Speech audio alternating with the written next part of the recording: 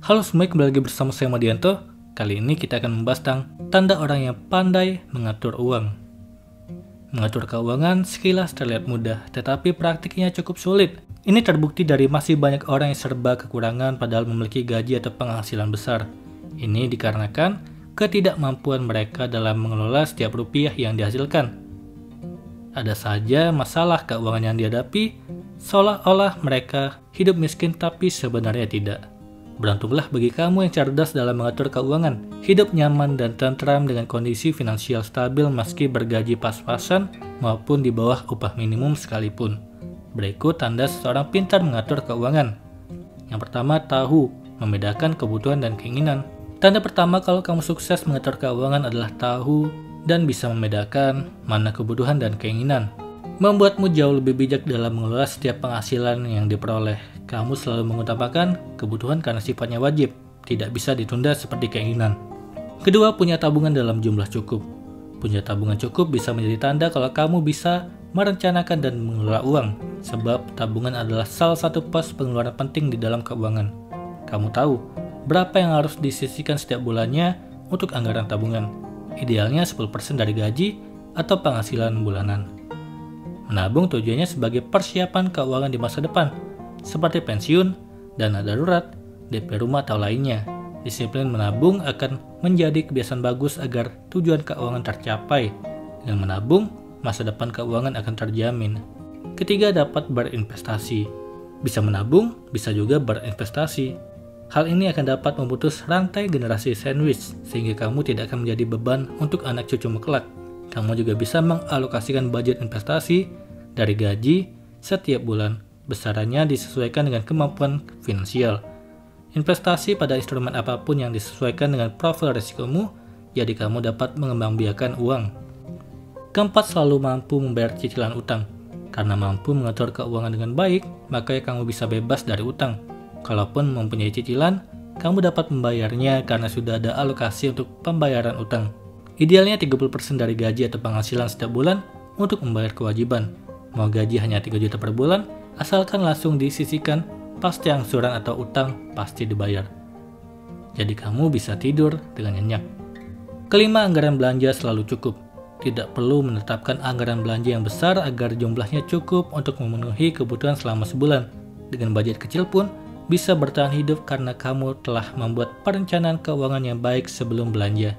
Kamu dapat menyusun daftar belanja yang benar-benar dibutuhkan, patuh dengan rencana yang dibuat sehingga tidak ada pembelian di luar rencana yang mengakibatkan anggaran menjadi membengkak. Keenam, pengeluaran selalu stabil. Dari segi pengeluaran, kamu yang sukses mengatur keuangan pasti memiliki jumlah pengeluaran yang stabil. Angkanya mungkin tidak terlalu sama, tapi tidak jauh berbeda dari bulan-bulan sebelumnya. Tentu tanpa mengurangi satu pos pengeluaran apapun. Kestabilan ini dapat terwujud karena kamu punya teknik pengontrolan diri yang baik. Kamu bisa menahan keinginan, mengatakan tidak pada belanja konsumtif atas dorongan diri sendiri maupun dari teman-teman. Di sisi lain, kamu juga selalu menyisihkan uang untuk keperluan dana darurat, sehingga pengeluaran yang sifatnya dadakan bukan lagi masalah untukmu. Kali ini kita akan membahas tentang hindari jebakan boros dari hedonic treadmill yang bisa membuat kita jatuh miskin. Hedonic treadmill. Inilah salah satu sisi paling kelam dalam aspek psikologis manusia.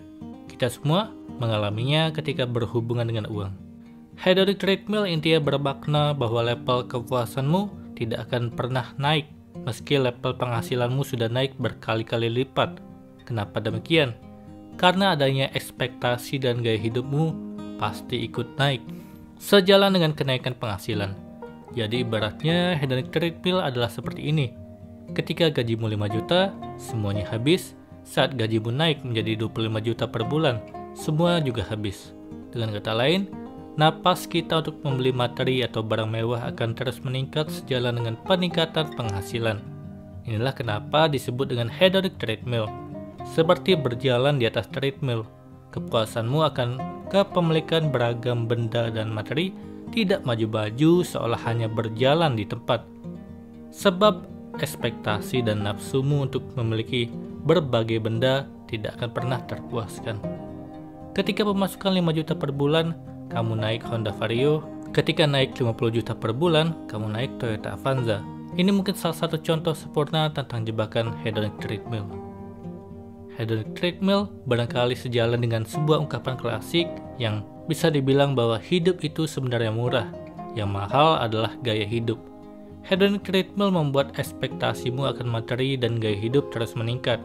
Inilah kenapa kebahagiaanmu stagnan, meski penghasilan semakin tinggi.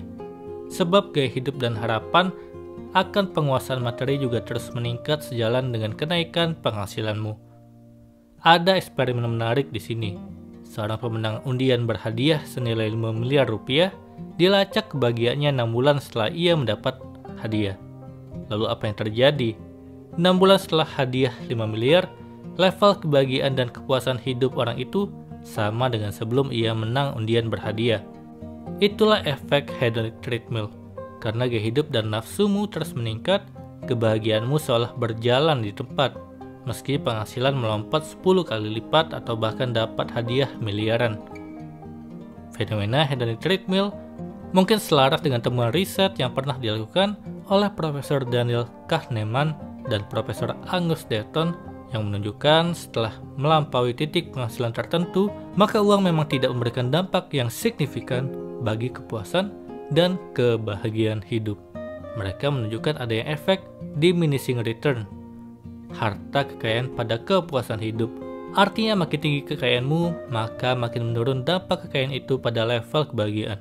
Dengan kata lain, meski orang itu misalnya telah punya penghasilan ratusan juta per bulan, tapi belum tentu dia akan jauh lebih bahagia jiwanya. Hedonic treadmill ini sejatinya sering kita alami dan rasakan dalam keseharian hidup kita. Misal ketika kebetulan mendapatkan uang lebih yang membuat kita mendadak terdorong nafsunya untuk membeli aneka barang yang kita inginkan. Apalagi kalau di online shop yang banyak program promosi. Menariknya, kepuasan hati atau beragam barang yang kita beli ini biasanya tidak bertahan lama. Mungkin kita akan merasa senang saat baru membuka bungkusan baru lalu memakainya. Tapi pelan-pelan setelah 4 hingga 6 bulan berjalan, kepuasan dan kesenangan kita akan barang baru itu biasanya akan semakin menurun. Dan saat kita mulai bosan dengan barang lama itu, maka nafsu kita untuk membeli aneka barang lain yang baru kembali muncul. Demikianlah siklus semacam ini terus berulang. Sekali lagi, ini terjadi karena efek hedonic treadmill. Ekspektasi dan nafsu kita untuk menguasai beragam benda materi terus naik, sejalan dengan kenaikan penghasilan kita. Tentu saja hedonic treadmill ini tidak begitu memiliki dampak positif bagi kondisi keuangan. Kalau godaan nafsu untuk terus mengikuti gaya hidup yang makin mahal terus berjalan, maka niscaya kita tidak pernah bisa memiliki tabungan yang banyak yang bisa diinvestasikan secara produktif atau bisa untuk persiapan hidup di masa depan. Saat kita terus memburu ekspektasi gaya hidup yang meningkat, tapi kepuasan dan kebahagiaan hidup seperti selalu berjalan di tempat, maka uangmu bisa terus terkuras karena habis. Sebab perlombaan mengejar nafsu hedonis itu tidak ada garis akhirnya. Seperti naik treadmill, berapa lama pun kamu berlari, kamu akan tetap pada titik yang sama. Berapapun uang yang kamu belanjakan demi memenuhi nafsu hedonismu, maka kepuasan dan kebahagiaan hidup tidak akan pernah bergerak maju.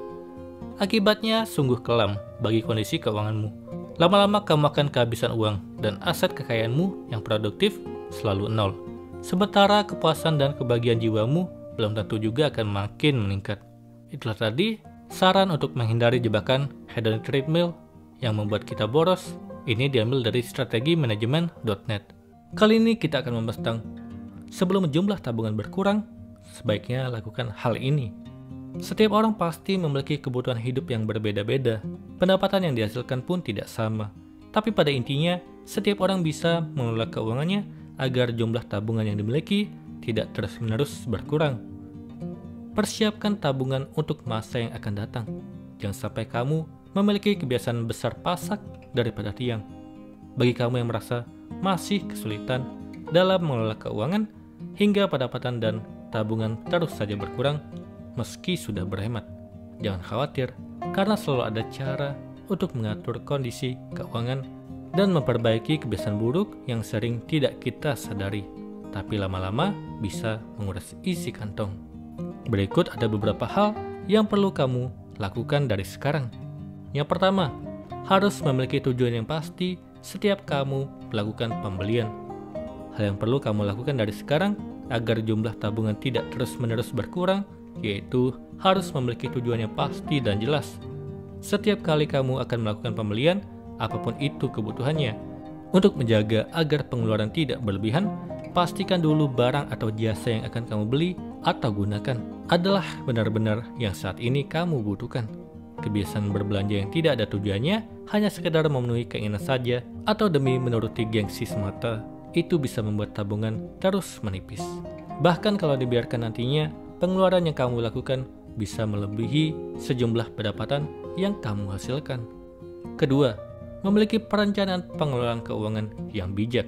Selain memiliki tujuan yang pasti untuk mengatasi diri yang kerap menghabiskan pendapatan hingga menguras tabungan tanpa kejelasan terkait kebutuhan yang benar-benar dibutuhkan, maka cobalah membuat perencanaan pengelolaan keuangan yang bijak agar kamu bisa terarah dalam menggunakan uang. Mulai sekarang, biasakan diri untuk memilih kebutuhan yang perlu untuk dipenuhi. Hindari berbelanja yang kurang penting, setidaknya kebutuhan pokok sudah terpenuhi. Maka tak perlu lagi berbelanja hal-hal yang belum benar-benar dibutuhkan saat ini. Kendalikan diri ketika keinginan membeli sesuatu yang hanya menghabiskan uang. Gunakan uang untuk memenuhi kebutuhan pokok, menunjang kesehatan, dan keperluan tempat tinggal terlebih dahulu. Ketiga, memiliki sumber pendapatan lebih dari satu. Hal berikutnya yang perlu kamu lakukan dari sekarang yaitu berusahalah untuk memiliki sumber pendapatan lebih dari satu. Selain dapat menyiasati jumlah tabungan yang terus berkurang, kamu juga bisa mendapat penghasilan dari sumber yang lainnya.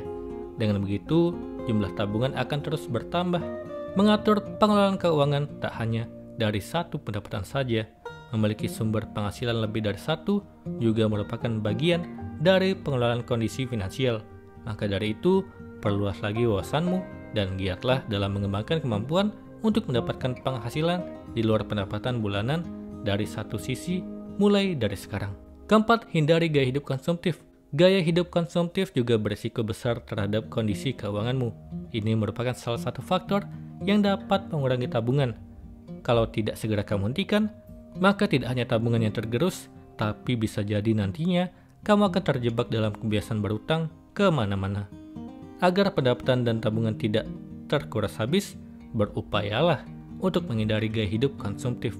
Kendalikan diri ketika kamu sedang berbelanja, baik melalui online maupun langsung. Hentikan perilaku impulsif yang bisa memicu tabungan berkurang tanpa tujuan maupun alasan yang masuk akal. Selalu mempertimbangkan berbagai hal sebelum kamu memutuskan untuk menggunakan uang. Kelima, membeli barang yang memiliki nilai jual tinggi. Hal berikutnya untuk membantumu agar jumlah tabungan tidak terus berkurang yaitu dengan mulai mempertimbangkan untuk membeli barang yang memiliki nilai jual tinggi. Ada beberapa barang yang bisa kamu beli seperti emas batangan, properti yang bisa dijual kembali, maupun barang lainnya. Tabungan untuk masa depan, selain berbentuk uang, juga bisa dalam bentuk barang maupun investasi lainnya. Daripada pendapatanmu hanya digunakan untuk memenuhi kebutuhan yang berdasarkan gengsi saja, lebih baik gunakan uangmu untuk membeli barang yang bernilai jual tinggi di kemudian hari. Tabungan untuk masa yang akan datang perlu kamu persiapkan dari sekarang. Lakukan 5 hal tadi agar jumlah tabunganmu tidak mengalami penurunan dari waktu ke waktu. Milikilah kesadaran diri untuk mulai mengumpulkan dana dan mengelolanya dengan baik serta bijaksana. Pastikan kondisi keuangan di masa depan aman agar kamu tidak merasa tertekan karena mengetahui jumlah tabungan yang terus-menerus berkurang. Semoga ini bermanfaat. Sekian dan terima kasih.